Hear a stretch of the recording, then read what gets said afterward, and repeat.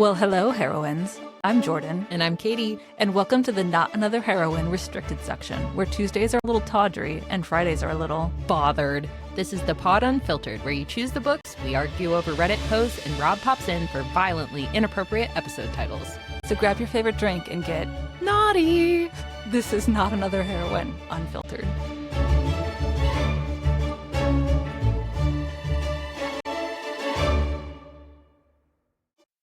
I am hot and bothered. I'm angry. I'm confused. I am a little bit frightened. I did not know this was a thing at all. I didn't either. I'd heard hints of it, but I was like, that's not real. That can't be a thing. And then I found out it was. The Googs told me it was true. Readers, this will, if you don't already know this might ruin Kindle Unlimited for you. Yeah. I also think it will make you terrified for the future, because from where I'm sitting, I'm very scared for, the trend that is going to occur because of this. But I was reading The Songbird and the Heart of Stone, but I was confused because Carissa Broadbent normally does not introduce her love interest immediately. That is a trend I've noticed in a lot of Romantasy books, where you try to immediately hook in with, this is a shadow daddy and he's the hottest man on the face of the planet, and it's 3% in and you're like, okay, well, there's the love interest, intrigue gone. And I was like, that's kind of weird, Carissa. Why is it 2% in and we already know that this man is the shadow daddy? That's odd. And then also when I was downloading it, I'm like, wow, this is Kindle Unlimited, but it's brand new. I was expecting to pay $12, $13 for this book. Yeah, because if you buy it in the store, it's $20. Yeah, well, even online, it's $15 for the ebook. Hell no. Yeah, but then it was Kindle Unlimited, and I'm like, that's kind of weird, but great, cool. And then I looked it up. Kindle Unlimited, authors get paid per page consumed by subscribers. So when you download a book and you read 1 page, 2 page, 500 pages, the author is paid per page read. And then I was like, oh, that's why all of these book talk romantasy books that are not that great are introducing the love interest very early so that they can immediately catch your attention, and then they draw it out for 500 pages to keep getting paid. But it also explains why an author as well known as Carissa Broadbent is now, because she's up there. Yeah. She has a few staples under her belt. We've talked about them on the pod. Yeah. Right? I wonder if she did the math and said, oh, if I sold the rights to this book, or if I publish it as just a purchase only, not Kindle Unlimited, I would make less money than buying by paid or getting paid per page read. Yeah. And it's hard because I have two perspectives on this. From a perspective of respecting authors and their work, it's girl, do whatever to get your bag, I get it. But on the reader side, it's kind of okay, well, there's no mysteriousness or intrigue about who the love interest is going to be. And I feel like it kind of does strange things to the plot too, and character arcs, because normally in older traditional romance or romantasy or fantasy, whatever, we get to know the main character as an individual first, and then we get introduced to love interest, and then we see how their character changes as their relationship develops, and how the love interest might have a positive impact on the person as a person. Mm-hmm. But when you introduce the love interest immediately, it's I don't know this person before, but now it's is their character arc because they fell in love? Is it, you don't know them. So it's okay, well, this is just another person in love. Great. So it's kind of a playbook out of the the pure romance genre. Because when I think about it, if I go into any of the romance books that I absolutely love, you read the back of any of these books and you the synopsis, right? And you know who the couple is. You know they're going to end up together. And oftentimes you will meet if it's written mostly from the heroine's perspective, you will meet the hero sometimes on page 1 because it starts with their perspective and you get glimmers throughout. But that's fine. That's the genre. The mystery is how they get to their end point. You already know where they're beginning. But I think in romantasy, it's a different animal, right? Yeah. Because you have to have as much plot as you have romance. Mm-hmm. I think the struggle is, for me, is it's too many things introduced at once. because we're introduced to the main character, and so there's like a learning curve to get to know them, and then we're immediately also introduced to the love interest, and then we're also immediately introduced to the plot and the setting, and then we're also immediately introduced to like the conflict of like what's going to happen in this book. And I feel like it's just like too much that it has to all be simplified, and then it's like, okay, this is like, I know exactly what's going to happen in this book. And like, I mean, we all read books and we know exactly what's going to happen, but some of the like mystery and intrigue is kind of like removed. And it's like, okay, this is just, you know, a rewrap of every single book I've already ever read. What interesting thing is going to happen? Like, they already love each other basically from page 2.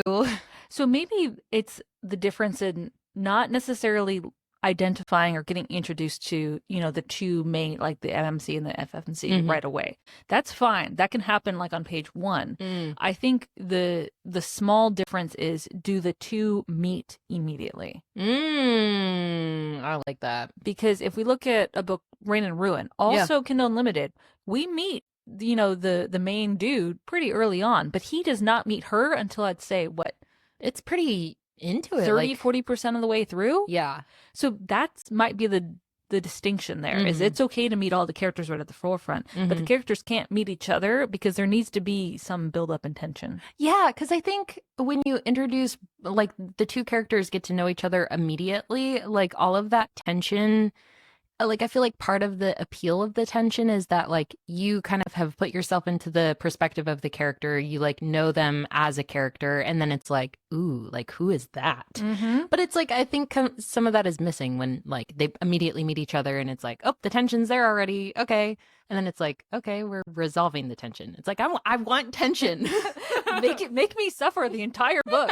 Like Crown Jewel, for example. Yeah. You know how long it took to meet Shivraeth in book 1? Yeah, dude. Yeah. So it like builds up because you're like, okay, like, I know who Mel is as a character. Like, wow, who is the blonde man? Yeah. So I'm a little bit concerned and scared. You know, I'm kind of like not a nihilist, but maybe a pessimist about like the future of what Kindle Unlimited will do to how, you know, authors, because they're trying to make like money, make a career from this. Totally get that. But it's also like, how are books going to change because of this like dynamic of getting paid per page and like having to hook people immediately? And like, you can't really like draw out the plot and setting, like, or the romance, because people are reading the romance. So it's like, you gotta figure it out immediately. But it's like, how are books maybe gonna be like not as good because of this? And also editing too. Like, why bother editing and taking things out if you're gonna get paid for more pages? Like, yeah, big complaint there on the page length. Yeah, going back to that whole pay per page. No. Yeah, I know. No. I want, you know, a good read, 200 to 300 pages. Fine.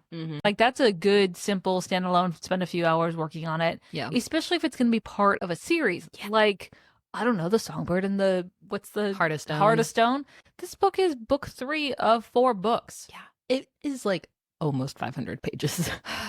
My soul left my body when I looked at that. I was like, I don't know if I have it in me, girl. There are books that justifiably need to be longer. Yeah. That's fine. Manacled, for example. But this one, where the main plot is a quest, we're steering more into like talking about a specific book. I mean, I'll steer us back into talking about Kindle Unlimited. But it's a good example. I mean, you got to kind of like hem in the plot just a little bit to keep people, you know, reading through the whole thing. Because it's like, you're drawing shit out at this point.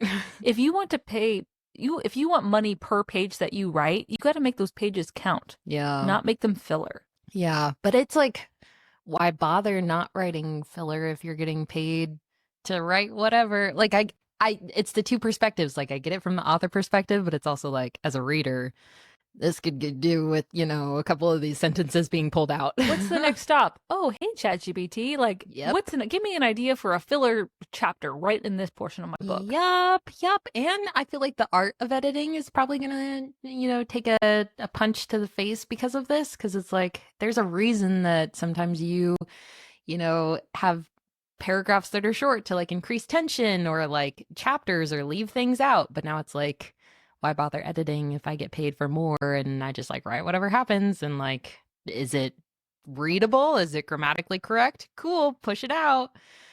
But yeah, dude, I'm a little bit scared, and I feel like we have gotten to the end of this hot and bothered episode and I'm still like, I'm like scared, hot and bothered. I'm even more bothered now. But there are so many good Kindle books that I can think of, Kindle Unlimited books, that are great. Yeah. That are sweet and short and do everything correctly, but they're not really talked about. They're not well known. They're not super popular.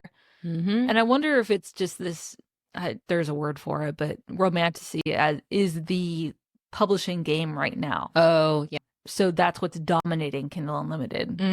I could see that because it's really everybody's kind of trying to like cash in. And I kind of feel like Rebecca Yarros is a good example of that. Like, I know she said that she's always been like interested in writing fantasy, but she had, you know, a pretty decent career as a contemporary romance. And then she's like, I'm going to write college dragon smut. If I make my heroine blue and she rides a dragon. Oh my God, yeah. The spell shop, Jesus. Yeah, so I don't know. I feel like I'm less hot and bothered, and I'm just a little bit like, ew, this is, you know, making me scared. But I mean, also on the flip side, what if we find the Romantasy book that it's like, nope, I will read all 800 pages of this. Like, give me more. But I don't know. Maybe I would be interested to hear from the perspective of authors if like how their, you know, processes have changed, or if they like, you know, are emphasizing introducing the love interest more. Yeah. Does this change how you write, how you approach the plot? How you edit too, like how you go through the, you know, publishing process. Yeah. So, I mean, I would always love to talk to authors, but maybe specifically on this issue. But yeah, so I'm scared. I keep thinking scared, hot, bothered, everything at this point. A little bit frightened. Yeah. Well, from our hotness to yours, I'm gonna stay bothered. Stay bothered.